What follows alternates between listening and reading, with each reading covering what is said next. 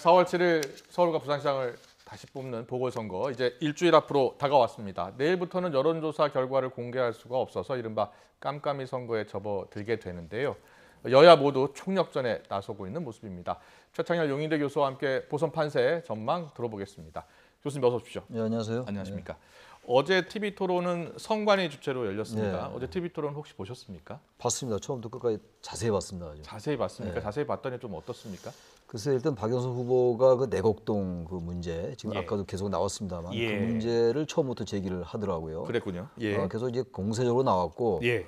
오세훈 후보도 어제 상당히 그 방어를 하는 겁니다만 상당히 공격적 방어를 하는 걸로 많이 느꼈어요. 그랬군요. 공격적 방어란 어떻게? 이런 거죠. 지금 이제 계속 그 측량 자리 있었느냐 없었느냐 가지고 계속 얘기를 하다가 예.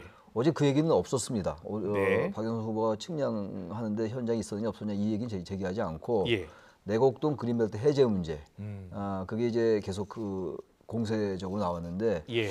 오세훈 후보가 이제 거짓말 프레임 도사다라고 얘기를 해요. 예, 잠깐 아까 봤습니다. 봤지 예. 않습니까? 그러니까 박영선 후보가 처음에 이제 거짓말 컴플렉스 아니냐 이런 얘기를 했어요. 네. 이제 이런 부분들로 계속 격돌을 했고, 글쎄 모르겠어요. 근데 이 토론회라는 게 예. 대체로 지지하는 유권자들의 마음을 강화시키는 효과를 가지고 있어요. 사실은. 그렇군요. 토론회를 예. 보고 마음을 바꾼 유권자가 전혀 없다고 할 수는 없겠습니다만 예. 그런 유권자가 그렇게 많지 않을 겁니다 아마. 네네. 그리고 이제 어제 같은 경우도 그렇고 특히 이번에 이거 내곡동 관련 이 공세가 특정 후보가 이제 박 후보가 이제 그것을 공세하면 예. 거기에 대한 반박을 하는데 그 반박이 또 그렇다게 보여 또. 네. 그러니까 유권자들 보기에는 양쪽 말이 다 맞게 보이거든요. 예. 이럴 때 다시 말하면 흔히 하는 말로 결정적 한 방을 박 후보가 보여야 돼, 박영선 후보가. 예. 보인다면 이게 거짓말로 확연히 입증이 된다면 네네. 저는 이게 아무리 정권 심판론 프레임이라 하더라도 표심에 상당한 변화가 있을 것 같은데 예. 오세훈 후보가 또 방어도 잘해요. 그래서 그런 의미에서 이제 공세적 방어라는 표현을 제가 썼는데 네. 그렇다면 이게 공방으로 그칠 확률이 높다, 현재로서는. 그런 생각이 그렇군요. 듭니다. 예. 알겠습니다. 자, 어제 2차 토론 뒤에 오늘은 이제 민주당 박영선 후보 또 국민의힘 오세훈 후보가 장외 신경전을 계속 이어갔습니다. 오늘 어떤 이야기들을 했는지 듣고 오겠습니다.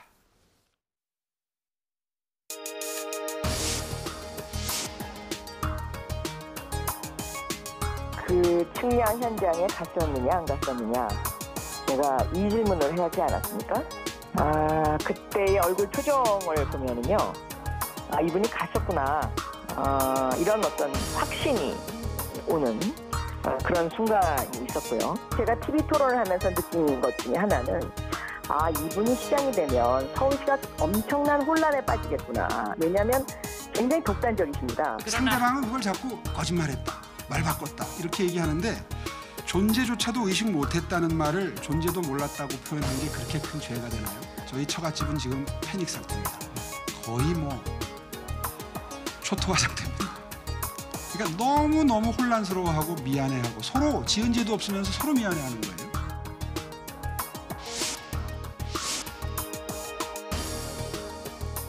서울을 두 사람 가운데 한 사람은 무주택자인 이 10억 서름을 내 집 마련의 꿈을 앞당기겠다.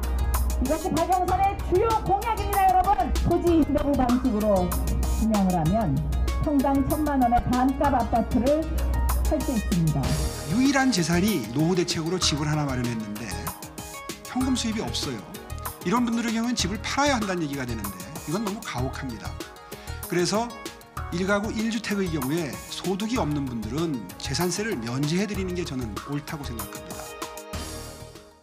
네, 이 내곡동 땅 공방은 계속 이어지고 있고요. 네. 오늘 오래간만에 공약이 나왔습니다. 평당 1,000만 원 반값 아파트, 또 오세훈 후보는 재산세 면세 추진 이렇게 나오긴 했는데 그럼에도 불구하고 내곡동 땅 공방은 계속 이어질 것 같아요. 앞서 말씀하셨지만 TV 토론 같은 경우에는 지지층 결집 효과가 더 크다 이렇게 얘기를 해주셨는데 이런 내곡동 땅 공방이 지금 민심에는 얼마나 영향을 미칠 것으로 보고 계십니까? 이제 만약에 특별한 어떤 그 선거를 관통하는 그런 예. 프레임이 작동하지 않으면 전 이 공방이 꽤 영향을 주리라고 봐요. 예. 그러나 지금 이제 정권 심판론이라고 우리가 흔히 얘기하는 예. 그 프레임이 너무 지금 강하게 작동하는 것 같아요. 예. 민주당에 대한 실망, 특히 예. 부동산 가격이 워낙 많이 올랐잖아요. 사실 네네. 문재인 정부 들어와서. 예. 게다가 LH 투기 사건 뭐 다 아는 얘기고. 예. 그럼 그리고 또 하나가 전 이제 LH 투기 사건도 투기 사건입니다만 그 이전부터 사실 민주당 정부가 상당히 신뢰를 좀 잃어왔다고 생각해요. 사실은 추윤 예. 갈등 같은 경우는 전 이 선거에 어느 정도 저번에 깔려 있다고 생각합니다. 아. 그러니까 윤석열 전 총장의 사퇴도 요즘은 그 얘기는 거의 안 나오던데 네. 이 선거 유권자들 표심에 상당히 작용한다고 봐요. 예. 다시 말해 정권 심판론 그리고 검찰에 대한 과도한 압박으로 해석될 수 있는 그러한 부분들 예. 법무장관의 좀 수사지휘권 여러 번 행사했던 거 이런 예. 것들 아마 이런 것들이 전체적으로 차곡차곡 쌓였는데 거기에 활용점정을 한 게 활용점정 기름을 부은 게 LH 투기 사건 아니냐. 아, 예. 그렇게 보고 계시는군요. 네. 알겠습니다. 내일부터는 이제 여론조사 공표가 금지됩니다. 이른바 깜깜이 선거가 시작이 되는데요. 여야에서는 이 판세를 어떻게 보고 있는지 듣고 오겠습니다. 선거를 앞두고 민심이 우리 예상보다 많이 안 좋아졌구나 이런 것들을 느끼면 이제 집권 세력들이 좀 더 겸허해져야 된다. 겸손한 모습으로 다가가자. 이런 것들이 그런 모습으로 나타난 것이고요. 아마 집권당과 또 당정청 모습이 훨씬 더 겸손하고 겸허하게 바뀔 것이고요. 또 부동산 문제 해결을 위해서 특히 그 두 가지죠. 하나는 공급을 늘려서 부동산 시장을 안정하는 문제, 더불어서 또 부동산 투기 세력을 근절하는 문제, 이 두 가지를 같이 간다고 보면 될 것 같습니다. 절대 마음을 놓을 수 없죠. 이게 선거라고 하는 게 방심하면 한 방에 훅 가게 됩니다. 네. 끝날 때까지 끝난 게 아닌 게 야구나 선거나 마찬가지입니다. 그래서 저희는 특히 민주당에서는 보병전을 선언하셨기 때문에 네. 여러 관건 선거를 도모하지 않을지 저희가 예의주시하면서 정신 바짝 차리려고 합니다. 워낙 수적으로 열세이기 때문에 믿을 분들은 국민밖에 없습니다. 그래서 지금 국민의힘에서는 조금 전에 보셨습니다만 김은혜 의원이 한 방에 훅 갈 수 있다. 그리고 여론조사 믿어서는 안 된다. 이렇게 이야기를 하고 있습니다. 어떻게 보세요? 한 방에 훅 갈 수 있죠. 제가 아까 예. 그 결정적인 말수 같은 게 있을 수 있다고 그랬잖아요. 예. 그런 얘기인 것 같고 지금 이제 관건 선거 얘기를 하는데 네. 관건 선거는 맞지 않는 얘기 같아요. 예, 지금 예. 관건 선거라기보다는 조직 선거라는 얘기 할 수 있죠. 지금 민주당의 구청장, 거기 예. 서울시 구청장들, 그다음에 서울시 국회의원이 49명인데 예. 41명이 민주당 의원들이에요. 네. 여러 또 시의원, 구의원도 그렇고 아마 그렇기 예. 때문에 조직 선거를 할 것이다 이렇게 얘기할 수 있어요. 예, 예. 관건 선거라는 말은 아무리 정치 공세이긴 하지만 네. 그건 조금 이제 좀 과했던 얘기 같고 아무튼 예. 여론조사가 바뀔 수 있어요. 선거 언제든지 바뀔 수 있는 것이기 때문에. 네, 네. 단지 그 추세를 바꾸기 위해서 뭔가 결정적인 한 방이 좀 필요한데 네. 왜 제가 이 말씀드리냐면 그 두 후보의 공약이 큰 차별성이 없는 것 같아요. 예. 몇 개는 있긴 있어요. 있지만 어쨌든 대체로 재건축, 재개발 규제 완화 그리고 이제 주택 짓겠다, 공급하겠다 예. 이런 거란 말이죠. 네, 네. 그래서 일단 정책이나 공약에서 특별한 차이를 발견하기 어렵고 예. 또 두 후보의 토론에 어제 아까 얘기를 했었습니다만 둘 다 말을 너무 잘하는 후보들이에요. 예. 토론들 예. 잘하더라고요, 진짜. 예, 예. 말도 또박또박 잘하고 발음도 좋고. 네. 그러니까 인물 경쟁력이나 어떤 정책 공약에서는 큰 차이가 안 나는 거예요, 이게 현재로서는. 오늘 박영선 후보 적극적으로 지금 유세를 펴고 있고요. 네. 박영선 후보 입장에서는 지금 쫓아가야 하는 입장이기 때문에 또 여러 가지 지금 악재가 동시에 터졌고요. 힘든 선거를 하고 있는 상황입니다. 이런 가운데 문재인 대통령이 요즘 최근 선거 운동에서 잘 보이지 않는다. 그러니까 과거에는 문재인 대통령 높은 지지율을 바탕으로 한 문 대통령 마케팅이 있었는데 이번 선거에서는 좀 보이지 않는다. 이런 이야기들이 나오고 있습니다. 실제로 어떤지 화면 보면서 잠깐 설명해 드리겠습니다. 네, 지금 먼저 박영선 후보 선거 유세 현장 보겠습니다. 박영선 후보 다른 선거 운동원들과는 살짝 색이 좀 다르죠. 옅은 하늘색 점퍼를 입고 있습니다. 그런데 자세히 보면 민주당, 더불어민주당 이름이 빠져 있습니다. 박영선 후보. 문재인 대통령의 높은 지지율을 바탕으로 한 이 문재인 마케팅에 좀 거리를 두는 것 아니냐 이런 분석이 나오고 있고요. 최근 대통령 지지율 하락 때문으로 보이는데 현수막에도 지금 문재인 대통령의 이름과 사진이 등장하지 않고 있습니다. 네, 지난해 총선 때와 비교해 볼까요? 지난해 총선과는 확연히 달라진 모습입니다. 지금 보시는 화면은 우상호 의원이죠. 총선 유세 현장인데요. 현수막에는 이제 문재인에게 힘을 이렇게 적혀 있죠. 예, 네, 그렇습니다. 그리고 고민정 의원도요. 현수막에 문재인 대통령의 사진까지 함께 넣었습니다. 그런데 이번 선거 민주당 유세에서는 유독 문재인 대통령의 언급이 잘 나오질 않고 있습니다. 자, 어떤 이유 때문일까요? 물론 문 대통령의 지지율이 최근 좀 하락한 건 맞거든요. 이 영향이 크겠죠, 일단. 그것 때문에 그렇다고 봐야 예. 되겠죠. 지금 민주당 지지도도 옛날 같지 않잖아요. 예. 한 달 전만 해도 민주당이 국민의힘에 역전당한다는 걸 생각하기 어렵단 말이죠. 예. 이제 서울은 조금 이제 민주당보다 국민의힘이 좀 앞서고 있거든요. 예. 정당 지지도가. 전체적으로는 좀 뭐 다른 경우는 많이 나오는데 지금 민주당이나 대통령을 내세우는 게 선거에 별로 도움이 안 된다고 판단하는 거겠죠. 예. 대단히 이례적 아닙니까? 이 민주당 후보가 민주당을 쓰지 않는 점퍼를 입고 나와서 선거운동 한다는 게. 네. 그래가지고 지금의 어떤 집권 세력의 고민, 집권 세력의 현재의 네. 모습을 그대로 보여주는 게 아니냐 이렇게 생각합니다. 그렇군요. 그리고 지난 총선 때 좀 달라진 게 여당의 선거 전략 가운데 K-방역이 좀 빠져 있는 것 같고요. 4차 재난지원금도 이야기를 많이 하지 않는 것 같아요. 그 이유가 예. 일반 민심을 볼 때 K-방역은 많이 성공한 거죠. 예. 백신 공급 이런 것들에 대한 뭐 논쟁은 있을 수가 있어요. 뭐 다른 선진국에 비해서 우리가 접종률이 떨어진다 이런 네. 것들은 얘기할 수 있다 하더라도 K-방역이 대단히 성공적이었죠. 전체적으로 볼 때 예. 여러 가지 뭐 다른 우여곡절이 있었습니다만 좀 더 적극적으로 할 수가 없는 게 이제 예. 국민들이 그러한 것들 자꾸 내세우는 게 예. 왜냐하면 일단 현재의 집권 세력에 대한 불신이 너무 가중돼 있기 때문에 네네. 뭔가 잘했다라고 자꾸 얘기하면 무슨 자화자찬으로 느껴질 거라는 생각을 하는 것 같아요. 예. 그러니까 K-방역도 잘 안 내세우고 추경 통과됐잖아요. 4차 네. 재난지원금 그런 것들도 일단 뭐 이 정권이 너무 자신들에게 아전인수를 해석을 많이 하지 않았느냐 이런 여론도 많이 있었잖아요. 예, 야당도 예. 마찬가지입니다만 야당이 네. 일단 국정을 주도한 세력이 아니니까. 네. 그러다 보니까 이제 굳이 4차 재난지원금이라든지 무슨 K-방역 이런 것들을 얘기하는 게 네. 별로 득표에 도움이 안 된다고 판단하는 것 같습니다. 알겠습니다. 정치 선거, 특히 선거는 민심을 잡는 그러한 건데요. 일단 여당 입장에서는 지금 쫓기는 상황이고, 그래서 이제 오늘 이낙연 상임선대위원장이 대국민 호소문을 발표했습니다. 한마디로 그동안 좀 잘 못했다 이렇게 이야기를 한 건데요. 어떤 내용인지 좀 듣고 오겠습니다. 나라다운 나라를 만들라는 국민의 열망에 저희들이 제대로 부응했는지, 압도적 의석을 주신 국민의 뜻을 저희들이 제대로 받들었는지, 공정과 정의를 세우겠다는 저희들의 약속을 제대로 지켰는지 스스로 묻고 또 묻겠습니다. 저희가 부족했습니다. 그러나 잘못을 모두 드러내면서 그것을 뿌리 뽑아 개혁할 수 있는 정당은 외람되지만 민주당이라고 저희들은 감히 말씀드립니다. 네, 이낙연 이제 공동선대위원장인데요. 상임선대위원장이죠. 부동산 정책 두고서 이제 무한 책임을 느낀다 이렇게 이야기를 했고요. 사실상 또 대국민 사과를 한 겁니다. 어떻게 보면 읍소 전략일 수도 있고요. 표심에는 어떤 영향을 미칠까요? 선거라는 게 뭐 정말 같은 얘기입니다만 네. 알 수 없습니다만 가장 큰 게 역시 바람인 것 같아요. 근데 지금 이번 선거는 뭐 바람 선거라고 말하기는 좀 적절치 않을 수 있는데 인물 정책 이런 것들을 압도하는 게 바람이거든요. 프레임이고. 네. 제가 잠깐 프레임 말씀드리는 게 지금 박영수 후보가 이제 거짓말 프레임을 가지고 이제 오후를 공격하는데 그게 잘 안 맥히는 거예요 지금.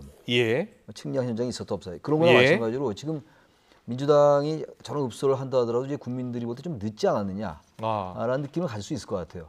물론 이제 저렇게 낮은 자세, 겸손한 자세가 또 중도층, 좀 이반됐던 중도층이 다시 돌아올 수도 있어요. 민주당 지지했던 유권자들이. 좀 그 효과는 좀 있을 수 있다고 생각합니다. 그러나 중요한 거는 제가 객관적으로 보기에 좀 아쉽다. 좀 진작 좀 저런 자세를 가지고 저런 자세로 나왔으면 어땠을까? 국정 운영을 하는 데 있어서 조금 그런 자세를 좀 지향을 했었으면은 좀 지금처럼 이렇게 어려운 선거를 치르지는 않지 않겠는가라는 그 생각은 듭니다. 그럼 민심을 얻는 것 상당히 어렵습니다. 그럼요. 하지만 계속해서 노력은 해야 되겠죠. 여당 입장에서는 계속 악재가 겹쳤는데 김상조 전 청와대 실장 전셋값 인상 논란 때문에 사실상 경질이 된 겁니다. 그렇죠. 또 이게 경찰이 또 수사를 검토한다는 이야기까지 나왔습니다. 최근 상황을 어떻게 보세요? 그것도 단순하게 14% 인상 그 자체도 자체입니다만 왜냐하면 이제 김상조 전 실장도 세입자니까 그쪽에도 올려달라고 그러니까 이쪽도 올리라고 그래야 될 거예요 아마. 그렇지 않겠어요? 집을 이제 전세해주고 자기 전세 사니까. 근데 이 시기가 임대차 3법 통과되기 그 전이란 말이에요. 근데 임대차 3법에 의하면 이제 임대차법에 의하면 5%만 올리라는 거 아니에요. 그렇습니다. 근데 14% 올렸으니까 그 전에 빨리 올린 거 아니냐라고 이제 국민들이 생각할 수가 있는 거죠. 이건 다시 말하면 무슨 투기를 했다라는 것과 좀 결은 다른데 그 LH 사건 같은 경우도 내부 정부 알아서 이렇게 투기하고 이런 게 문제가 되는 거 아니겠어요 지금? 예. 그런 식으로 뭔가 알지 않았겠느냐. 그래서 그걸 인식해서 빨리 14% 이상한 거 아니냐라는 생각 같은 거. 예. 그런 것 때문에 이것도 이번 선거에 좀 영향이 없다라고 하기 좀 어렵다는 거죠. 시민단체에서 고발을 했는데 내부 정보 이용 가능성이 있는 것 아니냐. 그런 맥락이 맞으면 예. 단정할 수 없다 하더라도 그러니까 그런 것들이 자꾸 쌓이니까 예. 어떠한 아무리 겸손한 자세를 낮추더라도 지지율이 안 좁혀지는 것 같아요. 그런데 또 민주당에서는 박주민 의원 이 임대차 3법 발의한 의원인데 또 월세를 더 많이 인상을 했나 봐요. 글쎄 말입니다. 예, 9% 가까이 인상을 했다는데 이것도 또 악재가 될 것 같아요. 그런 게 자꾸 겹치니까 예. 왜냐하면 가장 도덕적이고 공정과 정의를 내세웠던 정권인데 예. 우리가 다 아는 얘기 있잖아요. 기회는 평등하고 과정은 공정하고 뭐 예. 결과는 정의롭고 얼마나 멋있는 말입니까? 그러나 예. 지금 나타난 여러 가지 현상들 보면 그것과 부합하지 않는 현상들이 너무 많이 생기잖아요. 예. 지금 박주민 의원 건도 말씀하셨습니다만 그런 맥락에서 유권자들이 많이 지금 화를 내고 있다. 네. 여론이 악화되어 있는 것이다 이렇게 보여지는 거죠. 민주당에서는 일단 부동산 정책 관련해서 의원들 전원 전수조사를 국민권익위원회에 맡겼습니다. 네. 민주당이 의원들 다 국민권익위에 맡긴 겁니다. 어떻게 보세요? 전 뭐 잘한 거라고 봐요. 예. 국민권익위원회를 통해서 이제 여야 다 전수조사 하자는 얘기인데 야당은 아직 응하지 않고 있는 거잖아요. 예. 근데 여당에서 만약에 어떤 정말 진정성이 보인다면 우리는 응하겠다라는 취지로 이제 주호영 원내대표가 얘기를 하긴 했어요. 예. 그러니까 이제 전수조사 하긴 하는데 문제가 그겁니다. 전수조사라는 게 대체로 거의 유야무야 된 적이 많았어요. 이것과 관련되지 않은 것들도 얼마나 과거에 굉장히 많았잖아요. 근데 전수조사 하고 나서 흐지부지 되고 유야무야. 전수조사를 누가 하느냐도 상당히 누가 하냐면 중요합니다. 주체가 누구냐도 중요한데 국민권익위에 별로 생각은 안 나요. 감사원이 하긴 할 수는 없는 거예요. 감사원이 국회를 할 수는 없거든요. 감사원은 행정부를 할 수 있는 거니까. 네. 그렇다면 이제 또 검찰이 할 수도 없고 경찰이 할 수도 없고 그러니까 국민권익위를 이제 선정한 건데 지금 전현희 위원장이 조사에 개입하지 않을 것 이렇게 이야기를 했는데요. 야당에서는 지금 셀프 조사가 될 수 있다. 왜냐하면 권익위원장이 전현희 전 더불어민주당 의원이니까 이렇게 주장하고 있어요. 주호영 원내대표가 이 이야기를 했는데 자, 주 원내대표 이야기 좀 듣고 오겠습니다. 국민권익위원회 위원장이 민주당 전직 의원입니다. 이런 민주당 전직 의원이 국민권익위원장을 하는 것도 저는 중립성이나 공정성에 문제가 있다고 생각하지만은 거기에 보내니까 이건 말이 안 되는 거고 저희들은 국회에서 전문가들로 특위를 구성해서 서로가 들여다보자. 여는 야를 들여다보고 야는 여를 들여다보자. 그러면 뭐 이 셀프 조사가 되겠습니까? 전혀. 네, 지금 권익위원회에 맡기지 말고 서로 들여다보자라는 겁니다. 구성을 해서 그 제안에 대해서는 어떻게 보세요? 저것도요. 그러면 어떻게 구성할 거냐가 문제예요. 자신들에게 유리한 사람들을 구성할 거 아니겠어요? 또 그렇겠네요. 또 여야가 또 싸울 거 아닙니까? 예. 그 검찰총장 뭐 무슨 지난번에 그 공수처장 추진이 얼마나 그 말이 많았어요. 네. 전 저런 부분들도 국민들이 신뢰하지 않을 거예요. 예. 정말로 어떤 그 불편부당한 예. 치우치지 않는 그런 전문가들로 구성을 해야 되지만 예. 이 정치 정당이 개입하면 또 그게 안 될 거란 말이에요. 네. 저는 그런 대로 해서 국민권익위원회에서 전현희 위원장이 기피 신청을 했으니까 저도 국민권익위원장이 민주당 출신으로 임명하는 건 좀 바람직하지 않다고 생각해요. 그러나 어쨌든 간에 지금 바꿀 수는 없는 거니까 야당도 응하는 게 맞는 것 같아요. 지금 저런 이유를 가지고 또 응하지 않는다? 네. 그것도 전 썩 그렇게 공정하게는 안 보인다. 예. 하는 과정에서 뭔가 그러면 셀프 조사하는 것 같으면 그때 또 문제 제기할 수 있어요. 근데 아예 응하지 않겠다라고 얘기하는 건 핑계로밖에 안 보입니다. 일단 국민권익위원회에 맡기고 다 해보는 조사를 거예요. 어떻게 하는지 들여다보고 들여다본 다음에 같이 평가받는 게 맞지 않느냐. 주호영 원내대표 김종인 위원장 거취와 관련해서 이야기를 했어요. 뭐라고 얘기했냐면 선거 뒤에 명예롭게 나갈 것이다 이렇게 이야기했는데 그렇게 보십니까? 어차피 이제 비대위가 끝나니까 임기가 다 돼가니까 전 글쎄요 뭐 정치라는 걸 참 단정하기 어렵잖아요. 근데 김정인 위원장은 지금 다른 생각을 할 수가 있다고 저는 생각해요. 네. 윤석열 전 검찰총장이 있잖아요. 윤 총장과 뭔가 어떻게 해볼 생각을 가지고 있는 게 아니냐 이런 생각이 많이 드는 게 최근에 여러 발언을 보면 윤 총장에 대해서 상당히 적극적인 발언을 하고 있거든요. 그러니까 국민의힘에 굳이 남아있다기보다는 나가서 뭔가 윤 총장과 윤 전 총장과 어떤 뭐 정당이나 정치 집단을 꾸린 다음에 그리고 국민의힘 일부 의원을 또 뭐 이제 같이 나온다든지. 네. 저는 그래서 야권발 정계 개편이 그런 데서 시작되지 않을까. 그런 면에서 볼 때는 김정인 위원장이 꼭 국민의힘에 남는다라고 얘기하기도 좀 어려울 것 같아요. 그렇군요. 네. 근데 김정은 위원장이 어떻게 보세요? 지금 뭐 야권에서는 대선 주자 지지율에서 1위 달리고 있는 윤석열 전 총장이 뭐 만남 요청한다면 만날 수 있다라고 김 위원장이 그렇게 그렇겠죠. 이야기하더라고요. 만나 달라는 얘기 아니겠어요?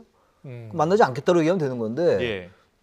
내가 만날 이유는 없다라고 얘기하면서 그러나 요청이 오면 만나겠다 얘기하는 건 예, 만나고 싶다는 얘기라고 생각하는 거예요. 예. 사실은 그건 하나의 메시지 아니겠어요? 윤 총장이 만나자라고 이런 제안 할 것 같습니까? 어떻게 보세요?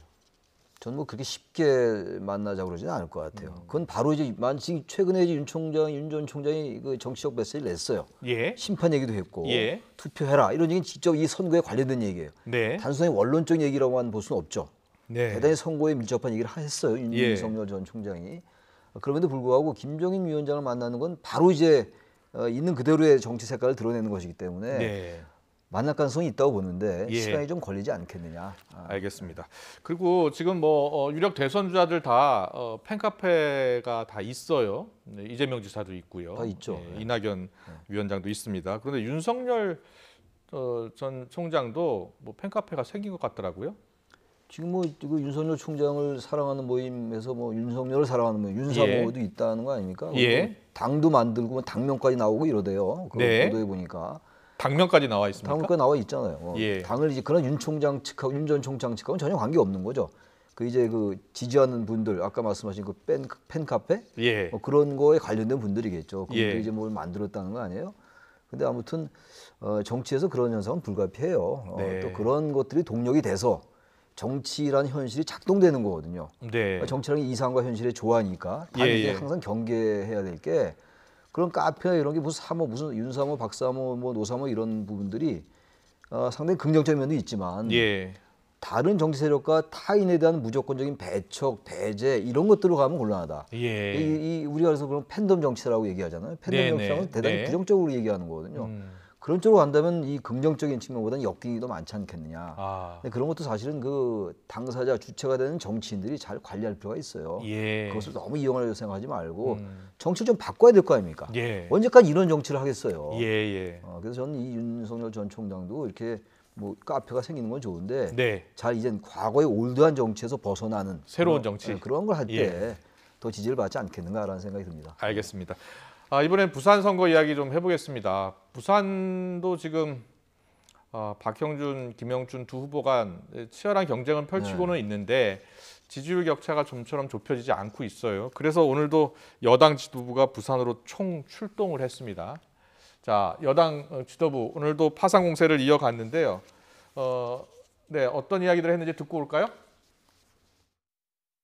2010년도에 MB 국정원이 어떻게 지방선거에 개입을 했는지에 아주 자세히 나와 있습니다. 그런데 이 일부 문건이 당시 정무수석이었던 박형준 후보에게 배포한 정황이 있습니다. 그 문건의 배포처에 정무수석 이렇게 명확하게 찍혀 있습니다. 선거에 개입한 정황까지 드러난 것입니다. 박형준 후보는 자신에 대한 무수한 의혹에도 계속해서 뻔뻔한 모르쇠로 일관을 하고 있습니다. 지금 국민의힘 박형준 후보는 가히 의혹의 챔피언이다. 이렇게 말을 해도 모자라지 않습니다. 국민들께서 조금만 더 도와주시면 서울 부산 선거에서 민주당이 승리할 수 있습니다. 네, 국민들께서 조금만 도와주신다면 부산에서 승리할 수 있다. 김태년 당대표 권한대행의 말인데 어떻게 보셨습니까? 예. 전 네거티브도 선거에서 전 의미가 있다고 봐요. 예. 네거티브라는 게 하나의 검증이거든요. 예. 그러니까 네거티브가 이제 그냥 막연하게 흠집내는 거 말고 예. 어떤 의혹을 제기해서 거기에 대한 검증을 할 필요는 있죠. 네. 진상규명의 차원이니까. 예. 근데 지금 이번 선거가 지금 여러 의혹들이 제기되고 있잖아요. 예. 그래서 네거티브는 되게 이제 우리가 부정적으로 얘기하는 거긴 합니다만 저런 부분들이 사실 규명돼야 될 부분이긴 하죠. 예. 정무수석 할 때 직접 개입했느냐 안 했느냐 사찰 관련된 거니까. 근데 네. 저러한 부분들이 만약에 이제 과거로 올라가서 예. 이른바 적폐 수사를 한 문재인 정부 초기에 저런 말이 나오면 상당히 영향이 있었을 거예요 아마. 네. 그게 또 검찰 수사에도 무슨 동력을 줄 것이고 또 지지하는 국민들이 규명하자 이렇게 나갈 텐데 지금 선거 국면에서 저런 얘기가 나오니까 예. 야당을 지지하는 유권자들이 보기에는 잊어서 할 얘기가 없으니까 저렇게 하는구나라고 인식될 수가 있는 거죠. 예. 그러니까 선거라는 게 중요한 게 유권자들의 표심이고 예. 표심은 유권자들이 어떻게 인식하냐의 문제거든요. 네. 진실은 여기 있어요. 진실은. 예. 근데 진실을 검증하기에 시간이 너무 없어요 지금. 그럼 이제 이거에 대해서 아 저렇게 나쁜 사람들이구나 해서 김태년 원내대표의 말을 듣는 사람도 있을 것이고 예. 박형준 후보를 지지하는 사람들은 여전히 막판에 안 되니까 네거티브 공세를 더 강화하는구나라고 느낄 수도 있을 거예요. 예. 그래서 결론적으로 저는 진상규명이 돼야 되는 것인데 선거 국면에서 저게 진상규명이 되기가 어렵다는 거예요. 결국은 초기에 부산시장 선거에서는 가덕도 신공항 문제가 많이 부각됐는데 가덕도 신공항 이야기는 또 예, 다른 쪽 같은 얼마나 가덕도 신공항이 컸었겠어요. 예. 특별법 만들고 민주당이 적극적으로 다가간 거 아닙니까? 부산 네. 유권자들에게. 근데 그게 사라졌어요 이슈에서. 예. 그만큼 그러한 그 가덕도 신공항이 부산 주민들이나 그쪽에 있는 유권자분들에게는 상당히 도움이 될 가능성이 높은데도 불구하고 부산 시민들의 삶 전체가 바뀔 수 있죠. 민생과 관련되는 거죠. 예. 그거는. 그럼에도 불구하고 그게 별로 약발이 없는 거예요. 네. 그만큼 이게 선거라는 게 무슨 프레임이 딱 결정이 되면은 예. 무서운 게 선거입니다. 예. 그러니까 지난 2007년도 이명박 후보 선거할 때 네. BBK 의혹 얼마나 많이 나왔습니까? 그랬죠. 화면도 나오고 예. 다스, 내곡동 요즘 내곡동 한창 예. 떠오르는데 내곡동 사저 얘기 나오고. 네. 근데 결국은 그 당시도 노무현 정권 심판론이었어요. 아. 경제 살려야 된다. 예. 그런 프레임이 딱 정해지니까 어떠한 이명박에 대한 그 의혹도 네. 별로 효력이 없었던 거예요. 그랬었죠. 이번 선거가 꼭 그렇다는 건 아니겠습니다만 그만큼 이 선거 프레임은 굉장히 무서운 힘을 발휘하는 거 아니냐 그런 말씀을 드리는 겁니다. 알겠습니다. 야당에서는 국민의힘 안철수 국민의당 대표죠. 국민의당 대표와 금태섭 전 의원 부산으로 내려갔습니다. 근데 이 부산이 안철수 대표의 고향 아닙니까? 예. 안철수 대표는 지금 이제 보선 이후를 생각하겠죠. 예. 그리고 이제 보선서 이제 물론 단일화해서 졌지만 대선 생각하겠죠. 네.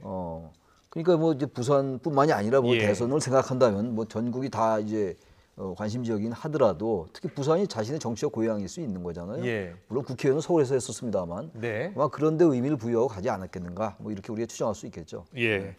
자 이번 선거가 끝나면은요 여야 모두 사실은 대표 경선을 할 겁니다. 그렇죠? 그렇겠죠. 네. 그리고 이제 후보 경선도 하고요. 그래서 이번 선거를 여야 모두 단순히 이번 보궐선거에 초점을 맞추고 있는 게 아니라 내년 대선을 염두에 두면서 계속해서 전략을 세우고 있는 건 아니겠습니까? 그렇겠죠. 예. 그 대선 전초전이라고 어차피 성격이 규정된 선거 아니겠어요? 네, 네. 뭐 1년도 안 남았어요. 선거가 내년 3월 9일이니까. 그렇죠. 네, 얼마 남았는데 여야의 상당한 극심한 요동이 칠 것 같아요. 예. 선거 승패 결과에 따라서 예. 민주당 같은 경우 박영수 후보가 이기느냐 지느냐가 민주당 내부에 엄청난 파도를 갖고 올 것 같고 예. 친문의 그 영향력이 과연 강고하게 유지될 것인가 예. 아니면 반대 박 후보가 만약에 이기면 예. 친문이 더 강화될 수가 있을 것이고 예. 또 반대로 박 후보가 지면은 오히려 친문이 약화될 것 같긴 한데 오히려 더 강하게 또 치고 나올 수 있다. 예. 그건 알 수가 없을 것 같아요. 어떤 선거 결과에 따라 여야 모두 어떤 지형 변화가 예상이 되는 거예요. 저는 여야가 굉장히 큰 변화가 있을 것 같아요. 그러니까 예. 야당과 정계 개편도 가능하고 조금 더 심하게 말하면 여당과 정계 개편도 가능하다. 선거 결과에 따라서. 네. 그러니까 지금의 양당 체제 항상 양당 체제가 뭔가 요동은 쳐요. 대선 앞두고 말이죠. 우리가 뭐 흔히 말해서 이제 연합 정치라고 얘기는 하는데 네네. 특히 한국 정치가 그게 대단히 그 미숙한 정치라는 게 바로 그런 거 아니겠어요? 예. 미국이나 영국의 민주당, 공화당이나 노동당, 보수당이 무슨 선거 앞두고 요동 칩니까? 요동 안 치잖아요. 네. 우리나라 이렇게 요동 친단 말이죠. 예. 그러니까 이번 선거가 이번 대선이 어느 때보다도 이번 지방선거지만 이 서울시장이나 부산시장 선거에 특히 서울시장 선거에 영향을 극심하게 받을 것 같아요. 여야 모두. 예. 그 내부의 정치 세력 간의 어떤 합종 연행이라고 할까. 게다가 윤석열이라는 또 사실 상수에 가까운 변수가 있잖아요. 예. 그런 것들 때문에 그런 부분들 때문에 상당히 정말 한국 정치 또 역동적으로 갈 가능성이 높다. 예. 그런 생각을 하는 거죠. 알겠습니다. 네, 4월 7일 재보궐선거 이제 일주일 앞으로 다가왔습니다. 정치권 이슈 최창렬 용인대 교수와 함께 짚어봤습니다. 잘 들었습니다. 네, 고맙습니다.